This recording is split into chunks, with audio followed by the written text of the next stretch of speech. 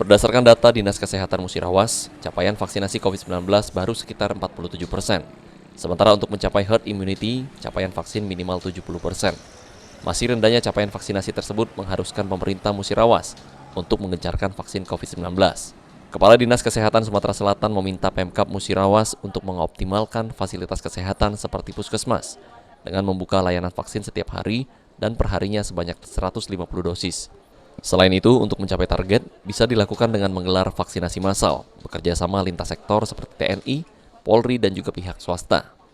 Masih sekitar 47%. Nah, ini agar digencarkan lagi supaya segera mencapai herd immunity.